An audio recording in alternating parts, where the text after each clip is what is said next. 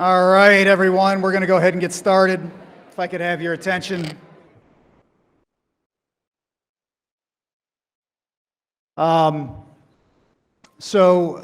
Today, I'm pretty excited that you're all here today, and staff, students, everyone.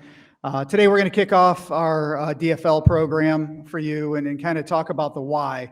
We're going to spend a lot of time talking about why you're in here. And the last time I had an opportunity to, I think, talk to all of you, I kind of mentioned that, I think, multiple times. But before we do that, before we get into DFL, I want to talk about, this works here. Oh, there we go, back one. All right, here we go.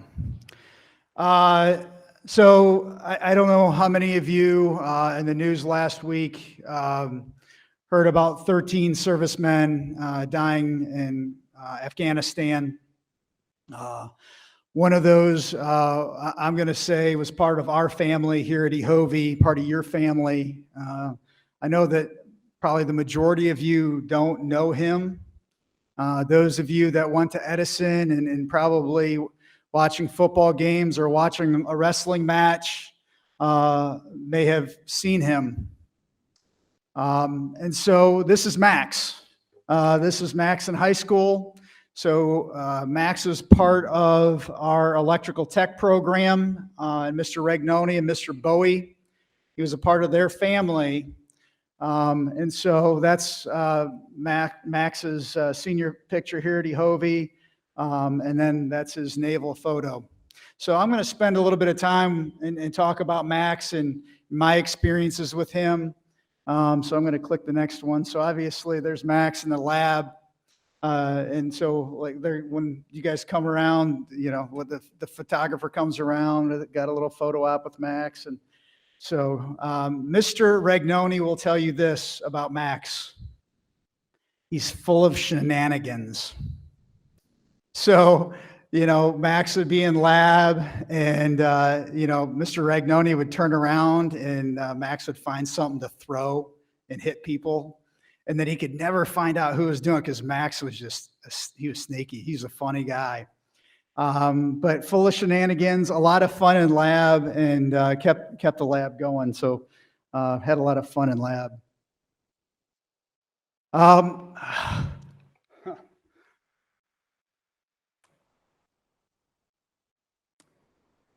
Sorry.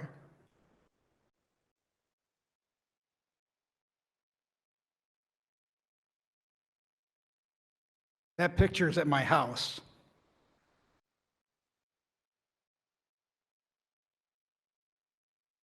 Give me a second. Ooh, it's my son's 7th birthday. If I got a pointer here of some kind, I don't know. Does this work? If you look at the left-hand side of the screen, see the boy in the orange shirt that says Chargers on it, and then the little boy in the brown next to him. He's got the kid in the orange put some bunny ears on him. That's Max. Behind him, see the kid with the finger in his nose? That's Sam Roth.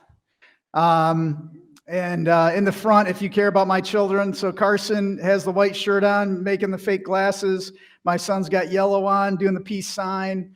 But that was kind of the crew, his buddies. And so anyway, I'm going to give you a funny story about Max and Sam, right? Because Max is pretty feisty. And so we're getting ready, and we have balloons for everybody when they're getting ready to leave. And so Sam's got a balloon, and Max wants Sam's balloon. And it was game on. So I had Rachel's his mom. Rachel had to come in the house and calm Max down because he wanted that balloon. But Max, from the time he was a little guy, he just had a fighting spirit and just a ton of fun and made you laugh. Again, birthday parties. So we did a lot of theme parties as kids, and Braden, my oldest son, there were 45 kids in Berlin Heights at that time before they merged, and those guys were thick as thieves. But this is one of the parties Max was at. which I think is very appropriate and fitting. That picture was taken a couple hours. So let me rewind before I tell you why. So as they are getting out of Afghanistan, Kabul, to the airport, there's a canal that runs parallel to where they were getting into the airport. And parents were taking their children because they didn't want their children to get trampled. Some of the children were down in kind of this valley area. And then so the soldiers like Max were going down and swooping these kids up because they didn't want them to get injured. And there's another picture I have of Max, of him and like 4 other kids in the back of a car or a Humvee. And it's a pretty powerful image, but I'm going to say that was probably a couple hours before he perished. That's the bombing. Yeah, so pretty traumatic. It says never forget 8/26/2021. That's the day that these 13 American heroes perished. Max is in the top left-hand corner of that photo.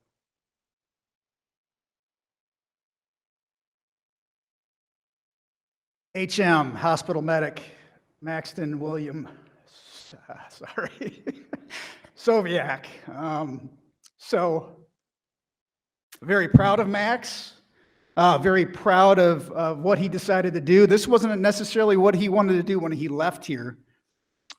He decided after that this was his calling and his mission in life, and he made the ultimate sacrifice for us. And he's done things that I would have never done: jump out of airplanes, been in battle, but he's the guy that's coming to the rescue for the Marines. He was the only Navy medic with his group of 13 at that time. And so he was there to support them as a medic. But guys, listen, today, this is it for Max. I just wanted you to know who he was. We still don't know when his funeral is. They haven't released his body yet, but as soon as we know, that'll be released in the media. But that's Max, very proud of him. But we're going to get going here with DFL here shortly, but I'm going to say this, and then we're going to do a moment of silence. But today, man, I'm up here and like my nose is running, my eyes are watering, right? I apologize for that. But so often, I brought some tissues, guys, I'm sorry. I'm good, Mrs. Beckman. But so often, you know, we're always on our phones and we're on social media and we're doing all those things. And are we really present? Are you really here? Are you in the moment? Right? Next thing, be grateful every day. You're not guaranteed tomorrow. Thank you, Mrs. Wood. You're not guaranteed tomorrow. And I don't know if you guys paid any attention to what I said to you last Thursday, but those were my exact words. And then lastly, make tomorrow better than today. You're here for a reason. Every day you're learning. You're learning about what you want to do. So I challenge you every day to get better and then be better tomorrow. But with that, I want you to be in the moment and be present. And I just want to take 30 seconds or so and just in your own head, say a prayer for the Soviaks, for Max. But do what you do, but on your own, just close your eyes, take a minute and relax.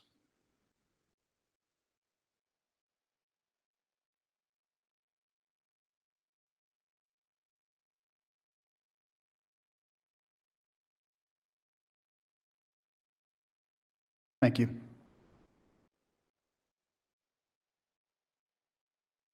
Thank you, Mr. Earhart. That's a tough thing to follow up there for sure. I'm going to kind of talk to you guys a little bit about the why. I'm Mr. Pollock. I'm the Health and Wellness Coordinator here at EHOVE. I work with Mr. Earhart on the DFL project. I'm kind of going to go through, like I said, the why on this. I wanted to acknowledge some people in the room here that are a part of this program for us. Try to move this thing forward a little bit on our vision. If I could have the DFL Advisory Council stand up and wave at everybody. These are some of our community partners that have been kind of partnering up with us this year and hopefully beyond to try to rebrand, relogo, do all the things that we need to do to build a new strategic plan for this. The hope is now I can show you that this is the why and this is what we kind of follow. Ultimately, what we're hoping for is that the why is just a standard for all of you. As Mr. Earhart was kind of resonating with me on with his tribute to Max was we all need each other, right? So in order to do this, it's not just about being drug-free. It's about we need each other. We need to stand up for each other, lead for each other, and be behind each other rather than tearing each other down, right? So that's a big piece for us going forward with DFL. Is the why is that we want to build those long relationships, build the tools for you guys to be good characters, be good people in your community, working with the people that we bring in, going out and doing those things, being able to support each other and having the tools to be able to do all that stuff. Okay, this isn't just for those that choose to be drug-free. It's about those that want to be ready for adulthood and moving beyond and paying those things forward. So that's my spiel for that, and I'm going to pass it on to our teen leadership corps to kind of give their words about this as well.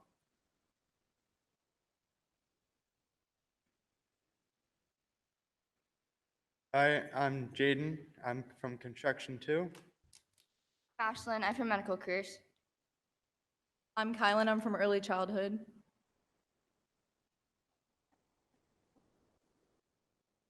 Madison, and I'm from Exercise Science. And with a show of hands, who plans on attending or has already been in Drug-Free Leaders? Raise your hands. All right. And for those who don't plan on attending, have you ever thought of all the positives that come with? If not, here are just Being in drug-free leaders demonstrates your reliability.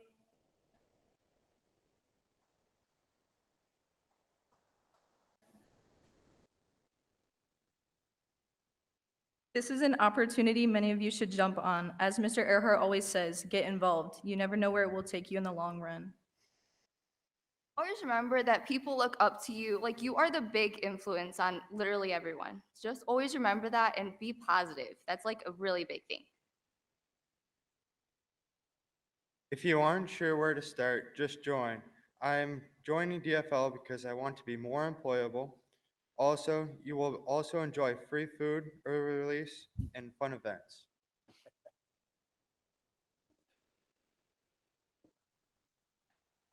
Thank you, guys. Appreciate it. So Mr. Earhart came to me like at the last 5 minutes before we started this thing and said, hey, you're going to introduce Mr. Crawford to everybody. So really? Me? But I'll do my best.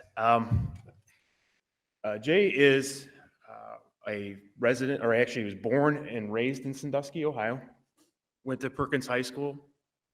Nobody? Whoop, whoop. No? No? There you go. All right. I gotta do something, right? He graduated from BGSU. He actually started out being a minor league pitcher. Is that correct? Mm-hmm. He threw 93 on the gun, and I'm really kind of shocked that he took a different angle because that's a pretty good throw right there. You know, we could have worked with you a little bit. But no, and all kidding, he was a former ESPN SportsCenter and First Take anchor and host, and now he works at NBC WKYC in Cleveland. Jay Crawford. Thank you.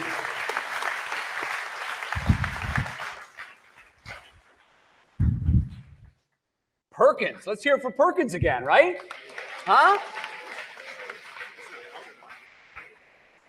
I'll take that. I'll take that. I'm very proud of being from Sandusky and also graduating from Perkins High School.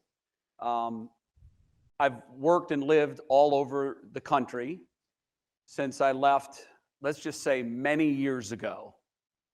And the one thing that I learned about home that I didn't know when I lived here is how wonderful it is. You don't know that when you're 18 and that's all you know. In fact, sometimes you think that it's horrible. But when you leave and you live in other parts of the country, you learn that while every place has something good about it, the only place that feels truly special is home. And as I would travel around the country and move around the country, every time I would come home and I would be driving down 250, getting ready to come back into Sandusky, I got a feeling that I could only get when I was coming home. And the reason this place is so special is all of you, everybody sitting here. Every place on the planet is just a geographic space. What makes the space what it is are the people that live in that space. And what I learned, and didn't know at the time when I was here, but I learned when I moved away, is how special the people are from here. We care about one another. We hold doors for each other. We say please, we say thank you. I learned when I lived in the Northeast, I lived in New York for 15 years, and I learned that there's a thing that they say in New York about the Midwest, and they say it almost in a derogatory way. Oh, Jay, yeah, he's Midwest nice. And I would hear that, and it never really sank in. And after I heard it enough, I would ask people that were native New Yorkers, so this little tag that you have for me, Midwest nice, what does that mean? And they're like, you know, everything's great. You're nice to everybody. You're pleasant to people. We don't do that in the Northeast. And I never said this because I'm Midwest nice, but my thoughts were, well, too bad for you. We care about our neighbors and our friends like no people I've lived around in my entire life. And that's why this area is so special. And I tell you that before I go into my brief story, so you know that you all have the most important tool in your toolbox for success. It's who you are and where you're from. And the name of this speech that I give is You Can Get There From Here. And I use that whenever I give a speech near where I'm from, in Cleveland, in Sandusky, at my alma mater at Bowling Green. Here's what I always try to drive home.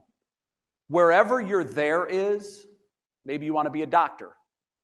Maybe you want to be a firefighter. Maybe you want to be a master chef, a teacher, a police officer. Wherever your there is, you can get there from exactly where you're sitting. And I tell you that because I've lived it. I played sports at Perkins High School, and all I wanted to do when I was younger was be a professional baseball player, and then when I was done, be a sportscaster.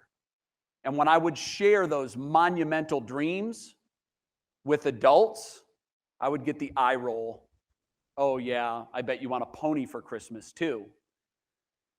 I dreamed big. I wasn't afraid to set lofty goals, and I caught them because of where I'm from and who I am. And you all are from the exact same place that I'm from. I'm guessing everybody here is within 20 minutes of Sandusky. You have the same general Midwest nice makeup. You treat people with respect. You're polite. You try to bring light to people's day and not crush their spirit. That's who we are. So wherever your there is, and maybe you don't even know yet where that is. Maybe you have 5 theres and you haven't narrowed it down. Wherever it ends up being, I promise you, you can get there from here. And I know that because I did. Where do I point this? I didn't say I was the most technologically savvy person. Okay, a little about me. I just told you. That's who I am. Keep it fun. Okay, I put this picture in there because my kids picked it. That's Drake. And my kids, when I interviewed Drake the first time, they said, Dad, your cool factor just skyrocketed. So I throw that in there because that was a moment that he and I had on the SportsCenter set that was very fun. We were laughing. I talked to his publicist before the interview, and he told me that Drake loves to laugh. If you can relax him and make the segment fun, it will be memorable. So we went into it with the same idea. I wanted to laugh. He wanted to laugh. We wanted to have fun. We pick our destiny most days. When we wake up, do we want today to be a great day, or do we wake up with a chip on our shoulder and we just want it to be bad for everybody? You are more in control of that than you think. Every day I wake up, today's going to be fun. I'm going to laugh. It's going to be a great day. I'm going to help make someone's day better. I hope other people around me make my day better. We are way more in control of that than you probably understand right now. Oftentimes, your state of mind and your mood is a choice. Sometimes there are bigger things going on in life that overwhelm that choice, but for the most part, you want to have a great day, you want to be in a good mood, you want to have fun and laugh, you're the driver of that ship. Don't let anyone else take that wheel. You can do it. You can make your life fun, and I recommend to everybody that you do that. Your goal should be fun. Enjoy the journey. When I was young, I was so focused on being a professional baseball player and being a sportscaster that for a brief part during that journey, I was so focused on it that I wasn't enjoying the journey. And I had someone very wise who had already made the journey tell me, the days that you would put in the setback column are fuel for the days where you will take steps towards your goal. Don't wish those days away. What I basically learned at a pretty young age was you're going to have setbacks. You're going to have negative things that happen to you. Don't throw your hands up and say, that's it, I give. Embrace that moment and use that moment for fuel for your ultimate journey, for where it is you want to go. If every day was a great day and a positive step forward, the journey wouldn't be as memorable. When I look back on my journey, there were setbacks, there were things that happened that derailed my goals, either short-term or long-term. It just made me focus even more to try to get to where I was going. So wherever your there is, you're on that journey right now. Today was another step on that journey to wherever it is you're going. Embrace every step of the journey. You've probably heard this before, but it rings true every time I hear it. It's not about the destination. It really isn't. My kids are now raised and adults. And when I look back on our years together when they were young, the destination where they've made it to today is fantastic. But the memorable part isn't that they made it to where they wanted to go. It was the journey. It was the trials and the tribulations, the regular mundane Thursday where you wake up and you're going through the motions and you got to go to school and it's just another day. Make it memorable. It's a page in your book. I used to tell my children that you're writing your book. You're writing your autobiography right now. Everybody in here is writing their autobiography. Today is one page in that autobiography. You're the author. Make it interesting, make it exciting, make it fun, and enjoy the journey. That's really, I think, more than anything else, that's the one thing that I've always tried to drive home when I speak to young people. Stay young. This is my favorite assignment at ESPN. I've covered NBA championships, Super Bowls, World Series, Olympics, every major sporting event that you could possibly think of, I've covered multiple times. When people ask me what was my favorite assignment, I never hesitate. That's the Little League World Series. It just wrapped up. I was the host of the Little League World Series for about 6 or 7 years, and I also did play-by-play for some of the games. People say, wow, Little League World Series, I thought you'd say the Super Bowl or maybe the World Series. I covered the NBA championship when the Cavs won. None of those even come close because those games are played by adults who don't appreciate the journey because they've already made their destination. The kids in that photo are a Little League team from, I think they were from the Mid-Atlantic region. I think they were from New York, actually. They were on a roll. They were winning. We had them on the set, our ESPN set at Williamsport. And I remember in that moment, we were in a commercial break, and I just remember the smiles on their faces. They're all 11 and 12-year-olds. They were all having the times of their lives. They just couldn't have been any happier than they were. And I turned to my co-host, who's on the left of that picture. Her name is Chris McKendry, longtime friend of mine. After this picture was taken, I showed her the picture and I said, "Have you ever seen smiles like this before?" And she looked at me and she said, "The message in this photo is to stay young." And so that's my message. That's my message to you today. Stay young. Your youthful enthusiasm should never go away. I'm 56, going on 14. Everybody that knows me asks me, "What do you want to do when you grow up?" And I always answer it the same way. I hope I never grow up. I want to be the same youthful, excited kid that I was when I was 16 years old and the world was in front of me and I was chasing what I wanted to. Stay young. Age is a number. Don't fall into the idea that as you age, you have to lose your dreams, your ability to dream. Adults don't dream enough, and we're way too serious. And finally, dream big.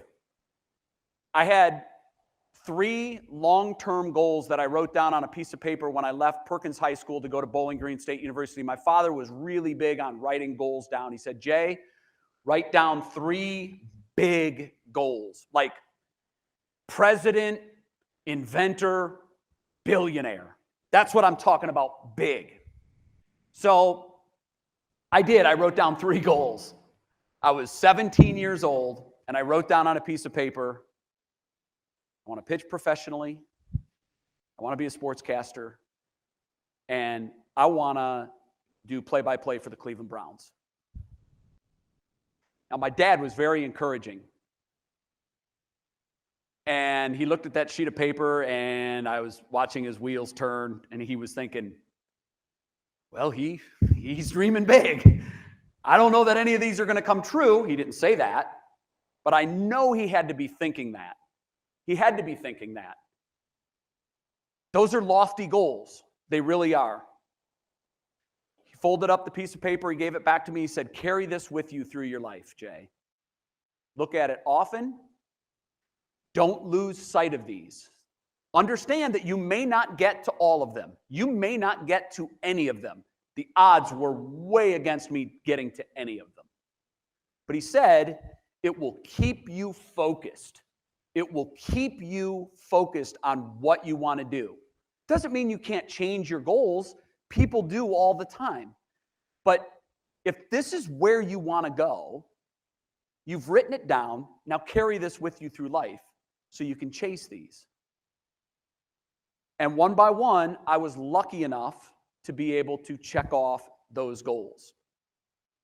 This was my first Cleveland Browns telecast a couple of years ago with Tim Couch on the left. You guys are way too young to remember him. He was the first overall draft pick of the Cleveland Browns when they got their team back in '99. He was my color man for the Browns preseason telecasts. I lost my dad in 2008, but the reason I'm smiling like a little leaguer in that picture is because he knew I was checking off that last goal. And in that moment, I was about to check off that last goal. I stayed young. I had huge dreams. I was able to achieve them because I always tried to travel the road of good decisions. There are 2 roads in life. I believe one leads to fun and I believe one leads to frustration. I believe the road to fun is paved with more good decisions than bad. I believe the road to frustration is paved with more bad decisions than good.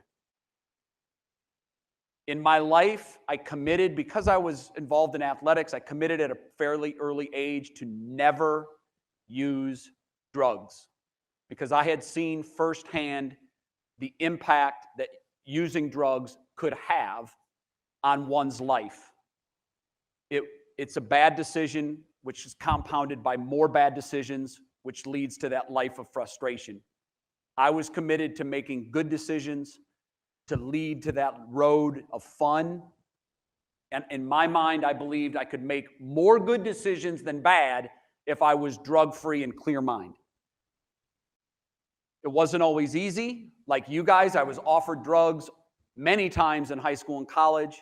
It was very difficult for me early on to say no. It became easier every time I said no. And finally, I got to be a pro at it. No, not for me. I will not judge you if you choose to use them. It's not what I want out of life. So that's why I think this is so important, and that's why when Matt called me, I didn't hesitate. I really want to end by saying this. The gentleman that's going to speak in a moment is going to move everybody in this room. Sorry to set the bar so high for you. I know a little bit about his story. I've spent a little bit of time with him today. He is the kind of person you won't forget. You won't forget his story. I beg of you to listen to every word he has to say. It is very important. And carry it through the rest of your life. I wish all of you nothing but success. Thank you for having me. And if you're not involved in this leadership group, I think you should seriously think about it. I think these are terrific young people. We need more like them. And that makes the road to fun a lot easier to travel when you're making good decisions and you're leading the way for others. Thank you again. Listen carefully.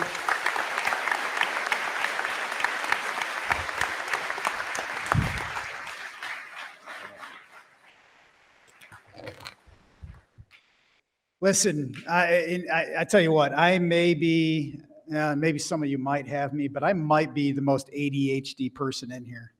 I don't know. It's hard for me to, the administrative team, if I'm sitting in a meeting, Ms. Beckman will tell you, I'm probably looking off into the, I'm listening, but I'm looking off in the corner sometimes, and I try to stay focused.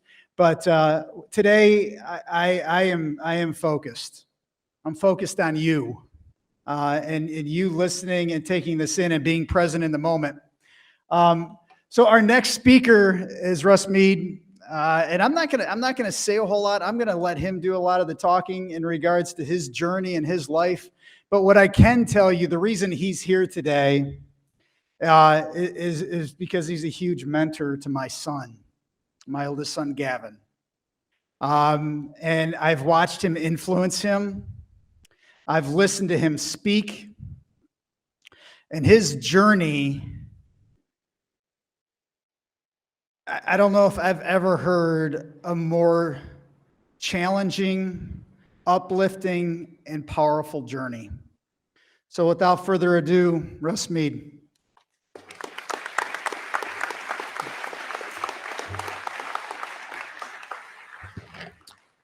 So first of all, anyone in ever played baseball before? Yeah. You know, you have a relief pitcher, right? Well, a relief pitcher comes in after the starting pitcher. Well, I feel like the relief pitcher and the starting pitcher, he pitched a no-hitter. So I'm going to try to close this thing out best I can. What I will tell you, and don't tell Mr. Earhart, is I've never spoken publicly to more than like 4 people before, and I have no notes. So I don't know where this is going. On a serious note, the events that happened in Peppel, Afghanistan last week, obviously you can tell have been really close to Mr. Earhart, but they're also close to me as well. The Max Soviak family, unfortunately, I know all too well what they're going through on 2 levels. I'm a Marine who served in combat in Fallujah, Iraq, and also lost a son. So what Mr. Earhart didn't tell you about Max is Max was a Navy corpsman. Marine Corps doesn't have medical personnel. They also don't have chaplains. The Navy does that for us, basically, so I guess we can just fight, right? Well, guess what? Max was a fighter, too. He was a Navy corpsman in the infantry battalion, which means he had to go through every single training that the Marines went through. And guess what? Then he had to take care of them and bandage them. And excuse my French, but we called the corpsmen badasses when I was in the Marine Corps because that's what they were. So anyway, let's get this party started. Oh, that's an old picture. So what I want to talk about today is pain. Not something people like to talk about, because what is pain? It's discomfort, it's suffering. I have had a lot of pain. I have 2 vertebrae in my neck that are fused together. I've had 2 elbow surgeries, hand surgery. I have a torn pec. I need surgery on my left thumb. Today it hurts. If you see me doing this, I have a pinched nerve in my neck. And on top of that, I have double PTSD. So yeah, I'm a wreck. I'm in pain. I've had a lot of physical and emotional pain. It's not just physical that causes us pain, emotionally as well, my entire life.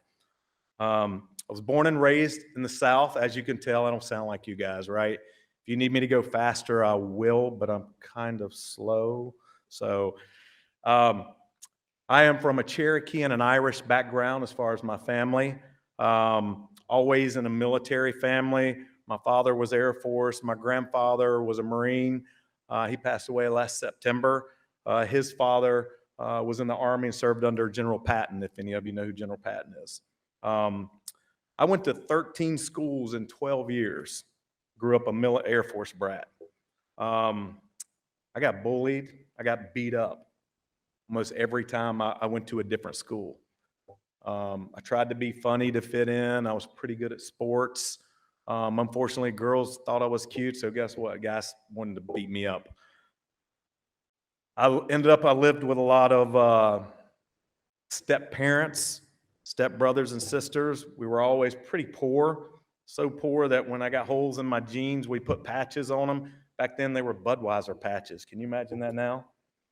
My father left when I was 4 years old, and most everything I learned from my coaches or my friends' fathers, as far as sports, the outdoors. I'm not complaining for that because it taught me a lot, but I didn't have that bond with a father that, guess what? Young men really won't. I was a somewhat smart student, but I was a lazy student. In fact, my senior year of high school, I failed 2 classes. I was the youngest in my class. I was 17 when I graduated high school. And when I graduated, I was 5'8", 148, okay? Now I'm 5'11", 190 on a good day. So I was very small. I did have one constant in my life. I called him my Northern Star, and that was my granddad. I called him Bud. Like I told you earlier, he was a World War II Marine. He was also married to his wife for 70-some years. One of the best stories I heard about my grandfather is my grandmother got mad at him. Sometimes women get mad at the men. We don't know what it was about. She runs upstairs. She grabs her suitcase. She starts packing her suitcase, and guess what Bud did? He ran up after her, started packing his suitcase. She said, "What are you doing?" He said, "Wherever you're going, honey, I'm going." And that's the kind of man he was. They wrote a book about him. When I used to go see him, he'd break out this book, and it was a journal that he used to write in when he was on aircraft carriers or battleships out in the Pacific. He was at Iwo Jima. He was at Okinawa, Tarawa, Guadalcanal. Thankfully, I have his Colt 45 that he had. That's something that I cherish. But the thing I treasure the most, one of the men in his unit made a painting, not made, but painted a picture of Mount Suribachi, Iwo Jima. I hope most of us know that flag raising. If you don't, I'm not going to be happy with you. But it wasn't the painting, but when you touch the painting, you feel grit. That grit is real sand from Iwo Jima. So that really resonates with me. Always wanted something more. Always wanted, I played sports and you get that camaraderie. I was a pretty good football player, like I told you, through high school, but none of the schools wanted to talk to me because my grades were horrible. So I met some guys one day and we decided we were going to go in the Army Rangers. Well, the night before I left, I called my granddad and I said, Bud, I'm going to go in the Army Rangers. He said, well, that's good, son. I think you'll do well. And he didn't say anything else. I was expecting for something else. And I said, well, tell me, why did you join the Marines? He said, first of all, I didn't join the Marines. He said, I became a Marine. And he said, there's a reason they call it the few, the proud. And he's like, not everyone can do it. And that's all he said. So guess what Russ Meade did? I got up before my buddies did, went down to the recruiter and signed up to be a Marine at the age of 17. I went to Parris Island and graduated meritorious out of 60 guys, out of 60 Marines. When I graduated, I went from 5'8" to 5'10" and from 148 to 160 overnight. Part of that was maybe we did a few push-ups and pull-ups while I was there. I stayed in the Marine Corps, and I think it was 1992 possibly. Desert Storm happened. You guys are way too young to know about Desert Storm, but that was the first battle in Iraq. And our unit was ready to go. We got activated, and at the last minute, they had a airstrike, and they didn't need us. So I didn't go. I ended up getting out of the Marine Corps with an honorable discharge at the rank of sergeant.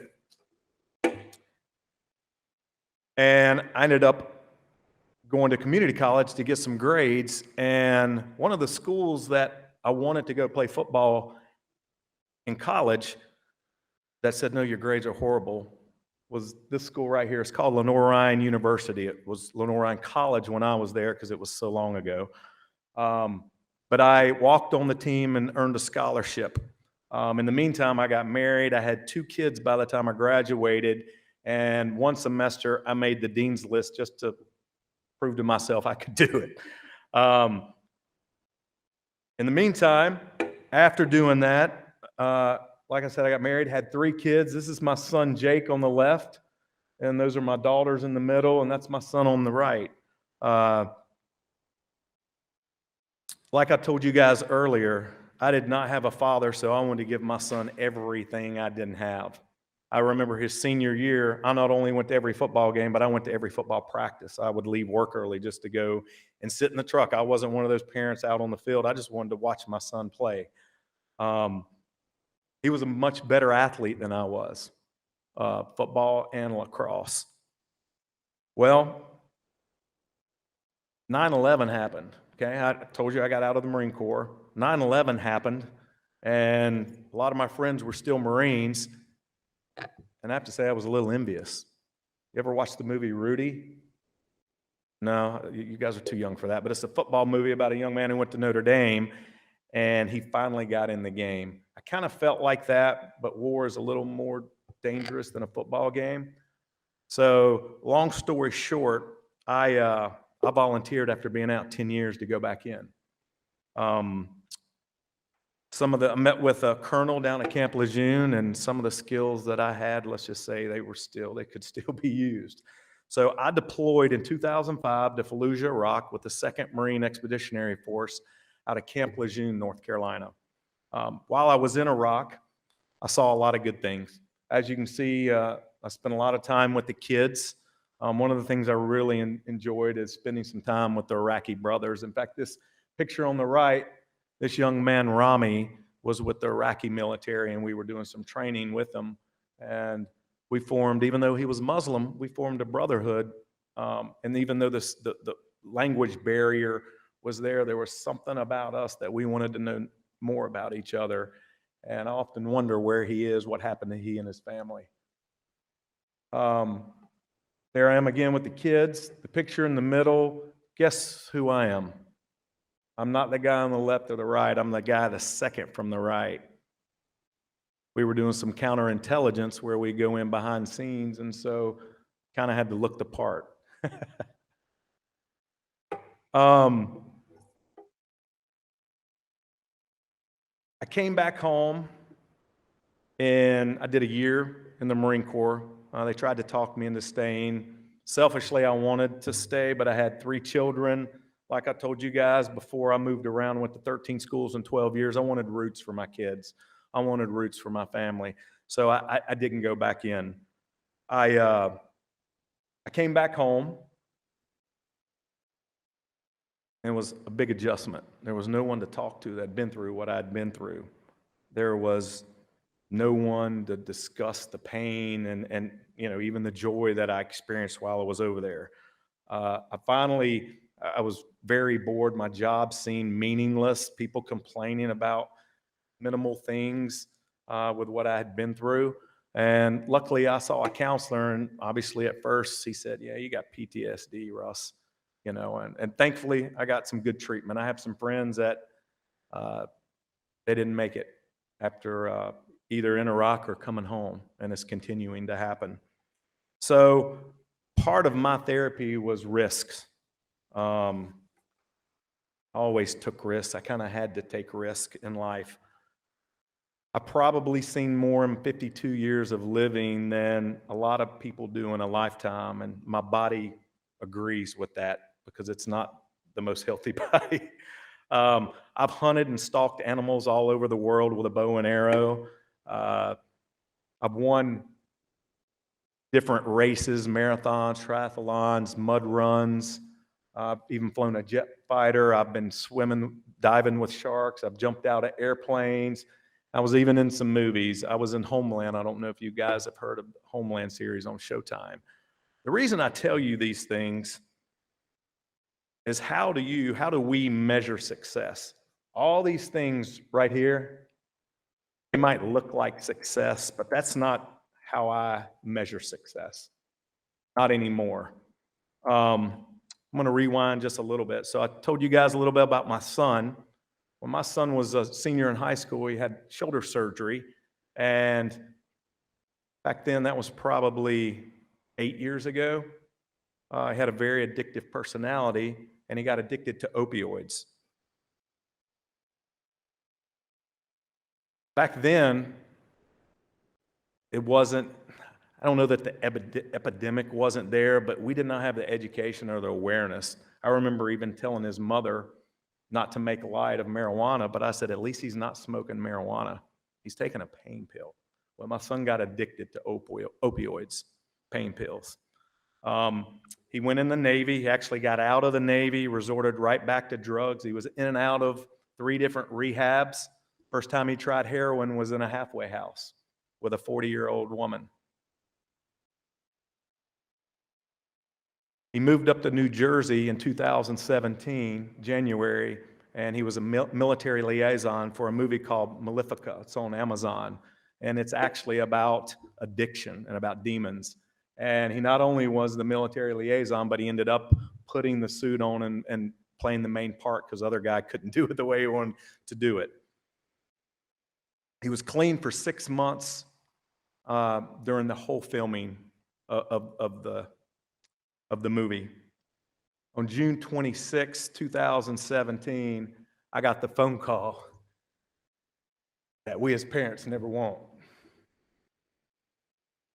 That my only son had bought something that he thought was clean and it was not, and it put him right to sleep. It killed him. So for a year after Jake's death, I lived in darkness. I lived in depression.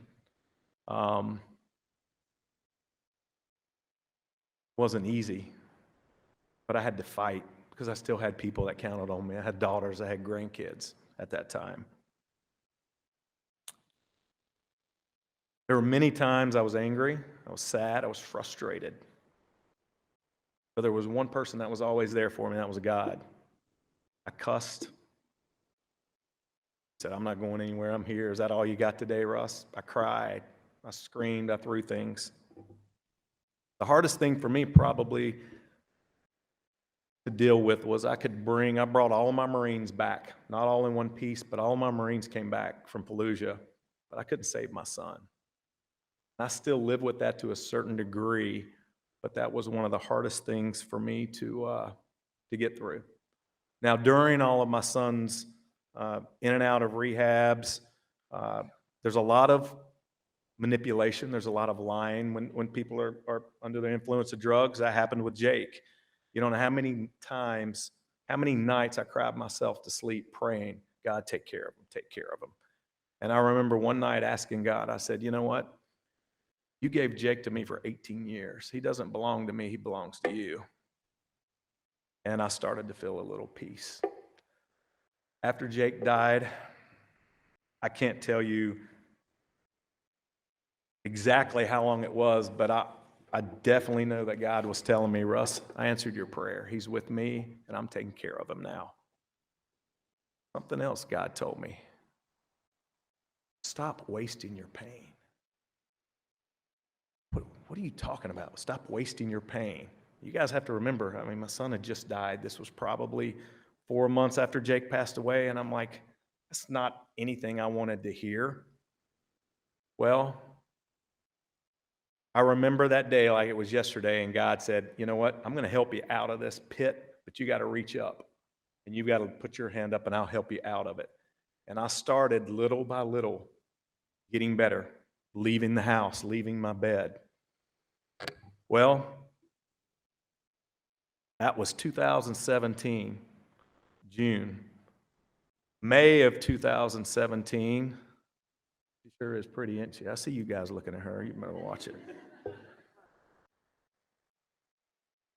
This is a whole nother story, and we'll talk about it another day, but my wife is from Avon.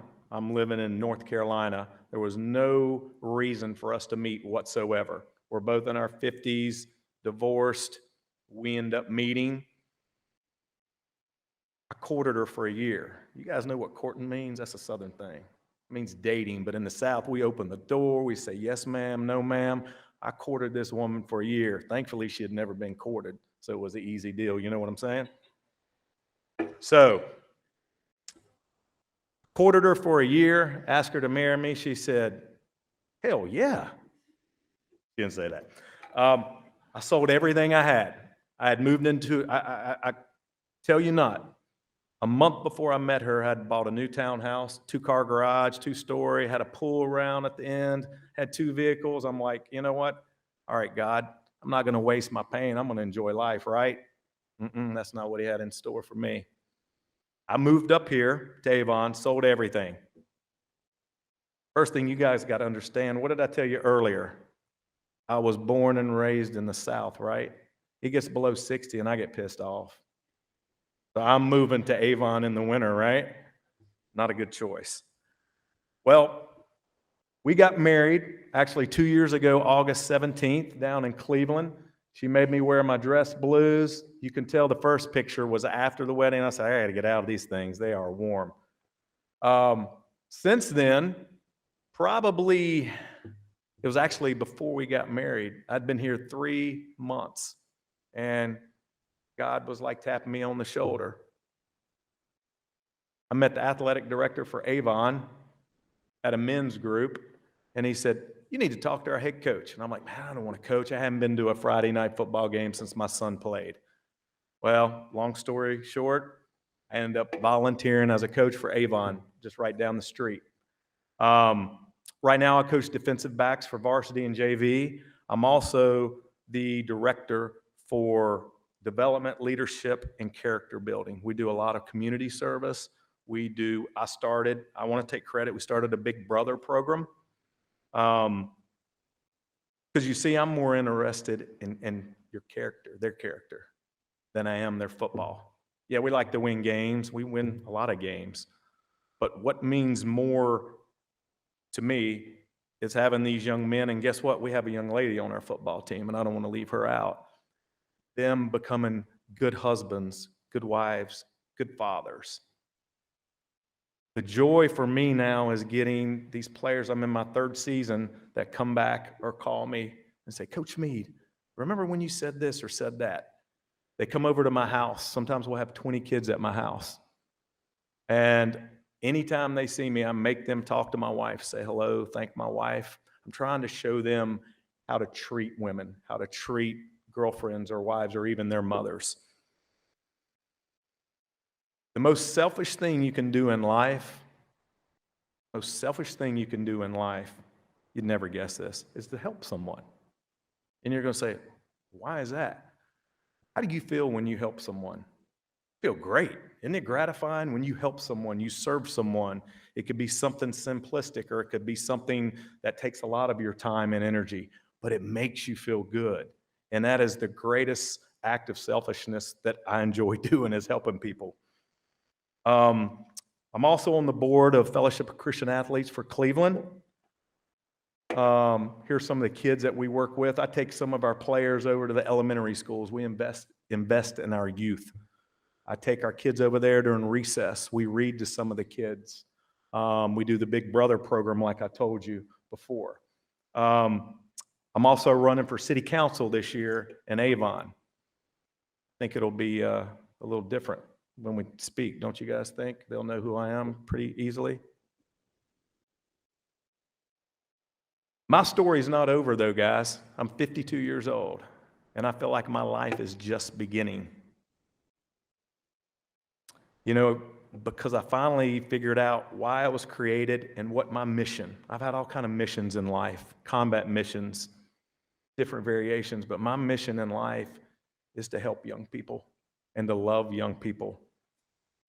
That's my wife on the left and her daughter. I've got a second chance. Her daughter's 16. I'm mentoring her. I'm giving her things through wisdom and discernment that I've learned, more patience. This young man on the right, his name's Christian Peppel. He was one of my players. He asked me if I would train him after he graduated 2 years ago. He wanted to be a Navy SEAL.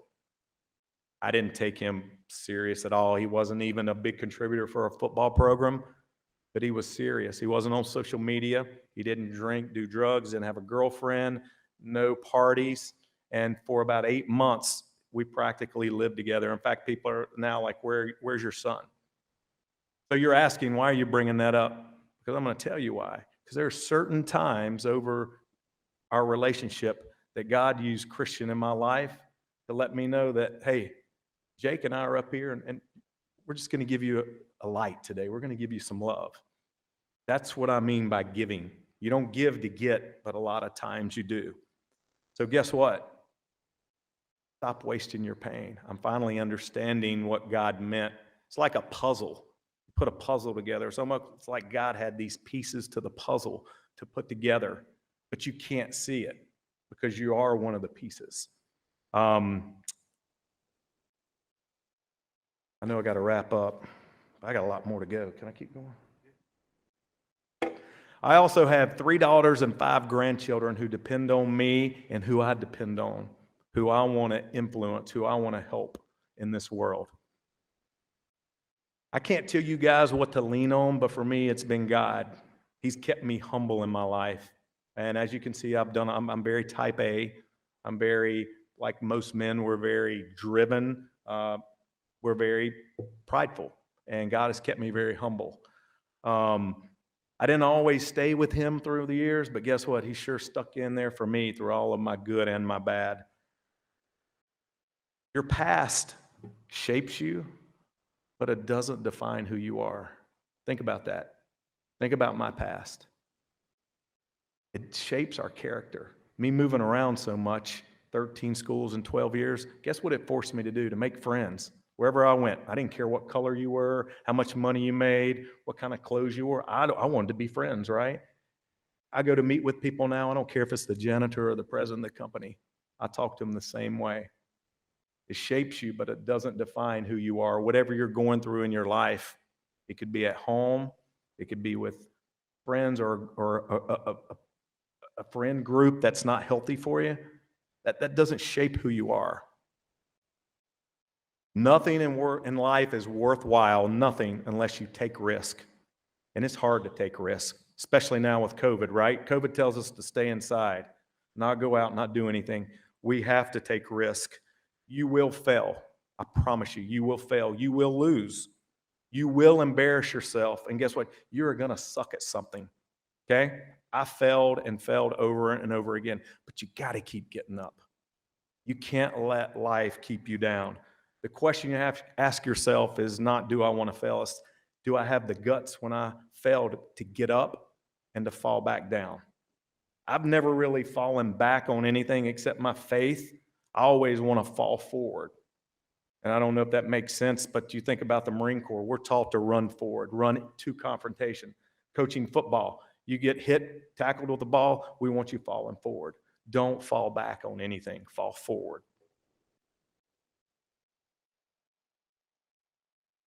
I still have pain that's with me. I still have PTSD. I still get counseling. I have stress and anxiety. I have physical pain, but I don't let it get me down. I do not let it get me down. Life's not easy. It's not easy for any of us. It wasn't easy for Max, was it? He had to work for it. It wasn't easy for Jay Crawford. And it definitely wasn't easy for Russ Meade. What I will encourage you to do is find out what you're passionate about. We're all passionate about something. EHOVE is wonderful. There's so many different options that you guys have here to choose from. I've always told my kids, and now my grandkids, I want them to not get a degree, just a degree. I have a degree in marketing. I don't do much with it. Get a degree in something, get an education and a job that you can use. At least one of my kids listens. She's a nurse down in Duke, so that's good. The facilities you guys have here and what's available for you is unbelievable. Take advantage of that. Take advantage of that. It's not what you have, it's what you do with what you have. And don't just focus on making a living. It's nice. It's nice to make a living and have a nice house and a nice car, but make a difference in life. What really is life about? It's about making a difference. It's about helping other people. What I'm going to leave you guys with, there's my grandson. We're sideways in the middle, and there's my other two grandkids. This is something I look at quite often because it resembles me, and it's going to tie into what I'm going to leave you with. My scars tell a story. They're reminders of when life tried to break me, but it failed. There was a Marine in Iraq who I served not directly under, but everyone knew him. His name was Doug Soviak. He was called the Lion of Fallujah, and he was a fearless leader. He was a Marine's Marine. I mean, he led from the front. 2007, he was killed by a sniper bullet. And they got a hold of his journals and something that he read. In fact, I have a Twitter account, and it's my post. It's something that I continue to look at. I'm going to read this, and I'm going to finish this up. Be a man or a woman of principle. Fight for what you believe in. Keep your word. Live with integrity. Be brave. Believe in something bigger than you. Serve your country, your community. Teach, mentor, give something back to society. Lead from the front. Conquer your fears. Be a good friend, and be humble and self-confident. Thank you, guys.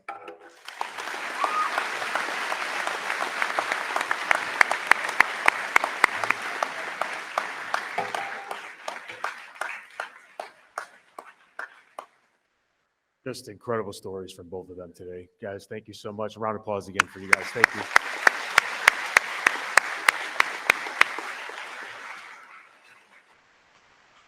Really appreciate the message that you both gave. Some of the words that I kept thinking of were journey, mission, passion. Those are the words that I think we need to keep instilled into that why question that we keep trying to get you guys to think about, especially if you're going to be giving it thought to whether you want to be a part of this drug-free leadership. And hopefully that's something that just becomes a part of your group here as EHOVE students. But think about why you want to be there. Passion, mission, journey, be a part of it. So we're going to be dismissing then by different groups. Start from the front. Okay, so we're going to dismiss you guys by starting in groups in the front.